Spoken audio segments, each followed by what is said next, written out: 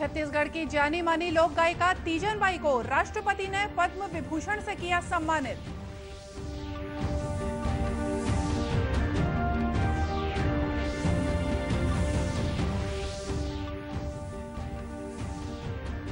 सुरक्षा व्यवस्था को और पुख्ता करने सीआईएसएफ कर रहा तकनीकी उपकरणों का इस्तेमाल, कहा सीआईएसएफ के अपर महानिदेशक आलोक पटेरिया ने।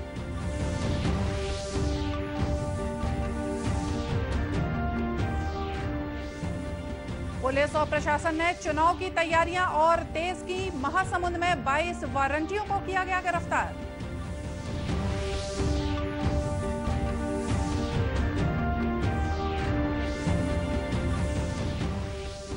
और नारी सम्मान समारोह में जुटी महिलाओं ने लोगों को 100% मतदान के लिए किया प्रेरित।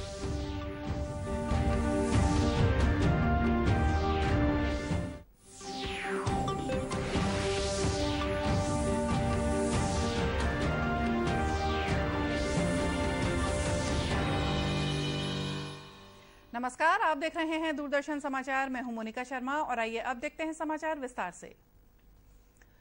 छत्तीसगढ़ की जानी मानी लोक गायिका तीजन बाई को पद्म विभूषण से सम्मानित किया गया है। राष्ट्रपति भवन में आयोजित अलंकरण समारोह में प्रतिष्ठित व्यक्तियों को पद्म पुरस्कार प्रदान किए गए।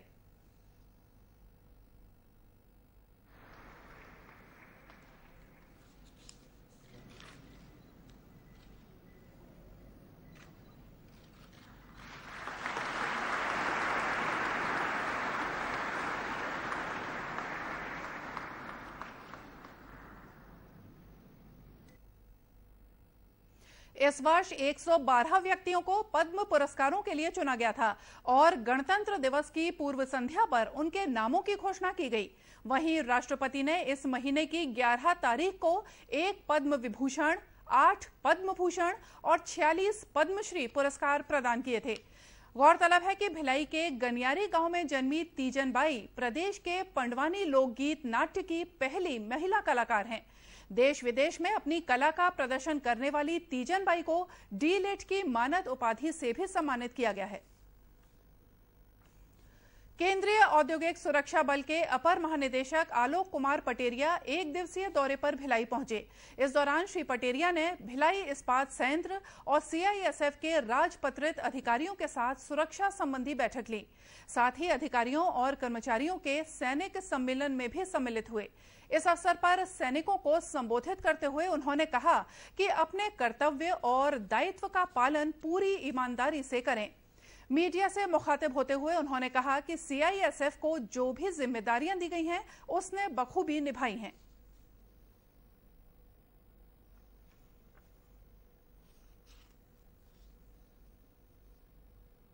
देखिए, आज से 50 वर्ष पूर्व सीआईएसएफ ने बहुत ही छोटी संख्या से शुरुआत की थी, लगभग 3000, और आज 50 साल बाद इसकी स्ट्रेंथ 1.5 लाख से ऊपर पहुंच गई है। मतलब 50 गुना से ज़्यादा की वृद्धि हो चुकी है। इसके अलावा सीआईएसएफ की शुरुआत पब्लिक सेक्टर अंडरटेकिंग की सुरक्षा को लेके हुई थी और पिछले 50 सालों में बहुत सारी नई नई जिम्मेवारियां सीआईएसएफ को दी गई। पहले हम सिर्फ इंस्टॉलेशंस की सिक्योरिटी करते थे, बाद में उनके एम्प्लॉइज़ की सिक्योरिटी भी हमें मिली। उसके बाद में हमको टेक्निकल एंड फायर कंसल्टेंसी का काम भी मिला। फिर एविएशन सिक्योरिटी हमें मिली, गवर्नमेंट बिल्डिंग की सिक्योरिटी हमें मिली, दिल्ली मेट्रो की सिक्योरिटी मिली, वीआईपी की सिक्योरिटी मिली, प्राइवेट सेक्टर की भी सिक्योरिटी मिली। इस तरह हमको कई नई नई जिम्मेवारियां दी गई और जो भी जिम्मेवारी सीआईएसएफ को दी गई उसको बखूबी अंजाम दिया गया है। श्री पटेरिया ने बताया कि सीआईएसएफ सुरक्षा को और चाक चौबंद करने अब उन्नत तकनीकों का भी इस्तेमाल कर रही है। सीआईएसएफ टेक्नो से भी फोर्स के रूप में माना जाता है, तो हम लोगों ने टेक्नोलॉजी का भी सुरक्षा में बहुत अच्छी तरह से उपयोग किया है और शायद इसी का ये। श्री पटेरिया ने सैनिक सम्मेलन में भविष्य में भिलाई इस्पात संयंत्र की सुरक्षा को और मजबूत किए जाने के उपायों पर भी चर्चा की। भारतीय स्टेट बैंक ने कोरिया जिले के चिरमिरी शाखा में योनो ऐप सेवा का शुभारंभ किया, जिसके तहत बैंक खाता धारक एटीएम कार्ड के बिना भी एटीएम मशीन से अपने मोबाइल का उपयोग कर पैसे निकाल सकता है।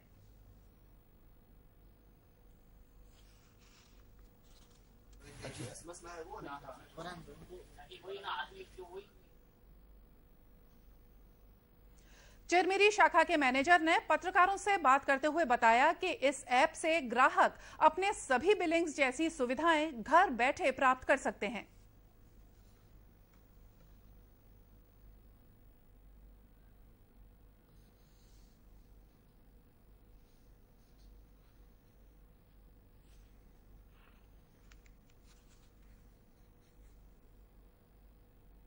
बिना कार्ड के कैश विड्रॉल करने के लिए अपने ग्राहकों को एक महत्वपूर्ण सुविधा प्रारंभ कर दी है, जिसका नाम दिया है स्टेट बैंक ने SBI योनो कैश, जिसमें हम बिना एटीएम कार्ड के योनो ऐप के थ्रू योनो ऐप मोबाइल में डाउनलोड करके एटीएम से कुछ चुनिंदा एटीएम से नगद आहरण कर सकते हैं।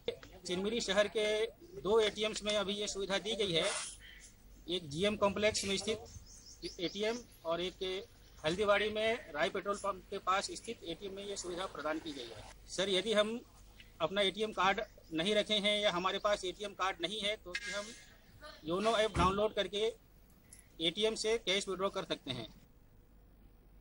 मैनेजर ने बताया कि खाता धारक अब घर बैठे ही हवाई टिकट, बस टिकट और रेल टिकट बुक कर सकते हैं। तो हम ट्रेन टिकट, फ्लाइट टिकट, बस टिकट बुक कर सकते हैं, अपने बहुत सारे बिल्स के पेमेंट कर सकते हैं, रिचार्ज कर सकते हैं, अपने खातों की जानकारी ले सकते हैं।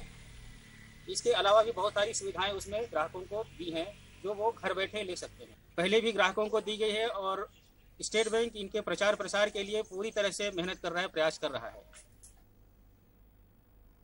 इस नई सेवा के शुरू होने से ग्राहकों में उत्साह देखने को मिल रहा है। लोकसभा चुनाव की तारीखों का ऐलान होते ही पुलिस और प्रशासन ने चुनाव तैयारियां तेज कर दी हैं।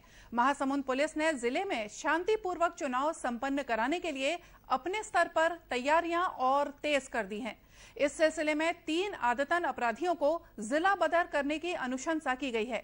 वहीं 22 वारंटियों को भी गिरफ्तार किया गया है। जिले के पुलिस अधीक्षक संतोष सिंह ने बताया कि आचार संहिता लागू होते ही वाहनों की सघन तलाशी ली जा रही है।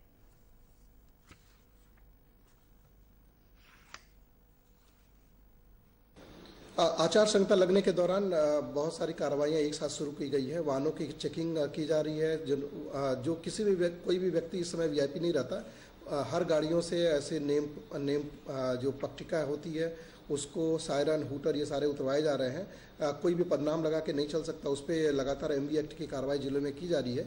इसके अतिरिक्त 21 नाके पॉइंट्स हैं जिनमें कैश, लीकर का अगर कोई मूवमेंट होता है उसको रोकने के लिए लगातार वाहनों की चेकिंग की जा रही है।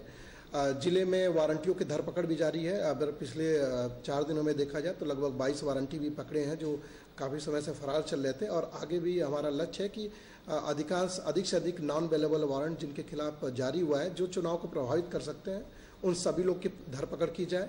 कई सारी गुंडा लिस्ट भी नई बनाई गई है और 2-3 लोग के खिलाफ कलेक्टर को अभी प्रतिवेदन दिया गया है ताकि उनको जिला बदर की कार्रवाइयाँ हो सके। गौरतलब है कि महासमुंद जिले में 1073 मतदान केंद्र बनाए गए हैं। इनमें से 517 मतदान केंद्र संवेदनशील हैं। इधर जांजगीर चांपा जिले के 30 संगवारी मतदान केंद्रों में मतदान दलों का प्रशिक्षण कार्यक्रम आयोजित किया गया। प्रशिक्षण में मतदान की पूरी प्रक्रिया की जानकारी दी गई। साथ ही EVM मशीन और VVPAT का प्रायोगिक प्रशिक्षण भी दिया गया। इस दौरान मॉक पोल, निर्धारित प्रपत्र में जानकारी भरकर लिफाफे में सुरक्षित रखने, मतदान के बाद मशीन और दस्तावेजों को जमा करने के बारे में विस्तार से जानकारी दी गई। नारी सम्मान समारोह में जुटी महिलाओं ने लोकसभा चुनाव के दौरान लोगों को 100% मतदान के लिए प्रेरित किया। अंतर्राष्ट्रीय महिला दिवस के उपलक्ष्य में दुर्ग में आयोजित इस कार्यक्रम में प्रदेश भर की विशिष्ट महिलाएं सम्मिलित हुईं। इस अवसर पर राजनीतिक, सामाजिक और लोक कला के क्षेत्र में उल्लेखनीय योगदान देने वाली महिलाओं और समितियों को सम्मानित किया गया। इस मौके पर महिलाओं ने राष्ट्र निर्माण में महिलाओं की भूमिका पर प्रकाश डाला और लोकसभा के चुनाव में हिस्सा लेकर योग्य उम्मीदवार के चयन के लिए प्रेरित किया।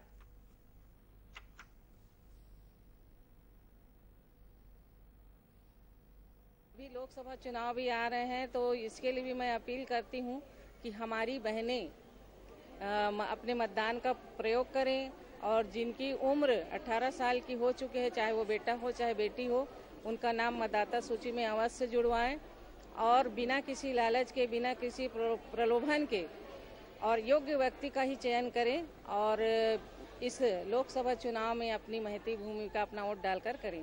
अब चुनाव का महापर्व आने वाला है। मैं सभी तमाम जन समुदाय से सभी से आग्रह करूंगी कि वो मत का प्रयोग करे और सही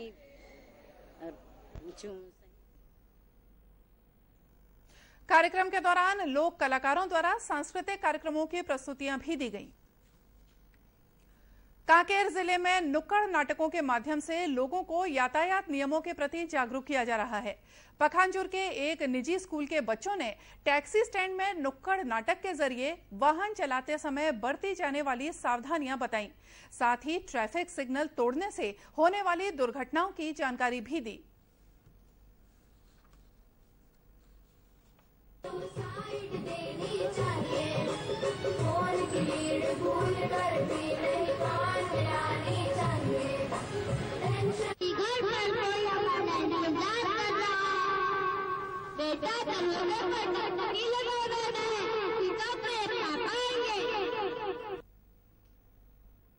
नाटक से प्रभावित होकर मौके पर उपस्थित वाहन चालकों ने यातायात नियमों का पालन करने का संकल्प भी लिया। लोकसभा चुनाव की तैयारियों को लेकर राजनांदगांव में भारतीय जनता पार्टी के द्वारा विधानसभा स्तरीय कार्यकर्ता सम्मेलन का आयोजन किया गया। इस आयोजन में प्रदेश के पूर्व मुख्यमंत्री और भाजपा के राष्ट्रीय उपाध्यक्ष डॉक्टर रमन सिंह भी शामिल हुए। इस सम्मेलन में लोकसभा चुनाव को लेकर विचार विमर्श किया गया। साथ ही कार्यकर्ताओं को एकजुट होकर कार्य करने का आह्वान किया गया। बैठक में राजनांदगांव के सांसद अभिषेक सिंह और महापौर मधुसूदन यादव भी उपस्थित थे। राजनांदगांव शहर में स्वाइन फ्लू से हुई मौतों के बाद स्वास्थ्य अमला सतर्क हो गया है। अमले के द्वारा फ्लू से निपटने के लिए लोगों में जागरूकता अभियान चलाया जा रहा है। वहीं साफ सफाई के लिए विशेष निर्देश दिए जा रहे हैं। इस संबंध में जिले के मुख्य चिकित्सा और स्वास्थ्य अधिकारी डॉक्टर मिथिलेश चौधरी ने बताया कि सर्दी खांसी से पीड़ित मरीजों को विशेष सावधानी बरतने के निर्देश दिए जा रहे हैं।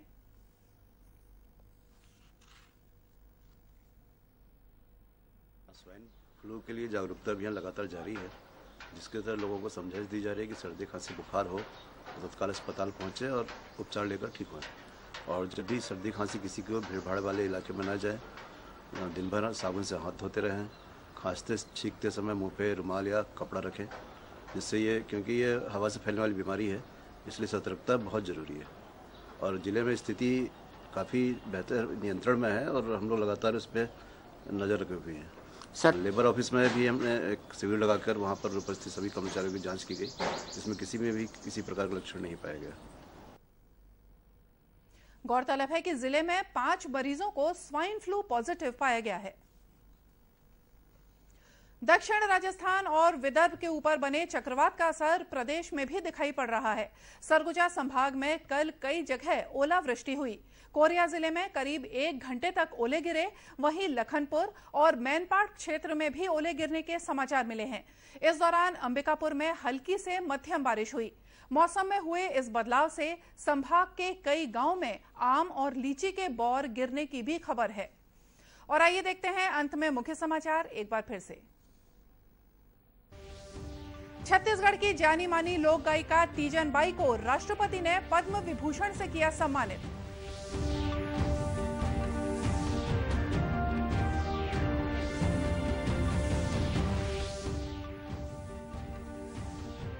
सुरक्षा व्यवस्था को और पुख्ता करने सीआईएसएफ कर रहा तकनीकी उपकरणों का इस्तेमाल, कहा सीआईएसएफ के अपर महानिदेशक आलोक पटेरिया ने।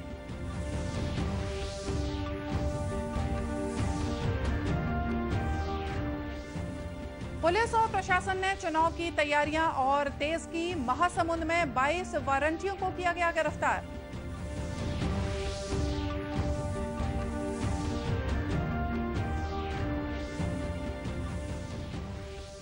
और नारी सम्मान समारोह में जुटी महिलाओं ने लोगों को 100% मतदान के लिए किया प्रेरित।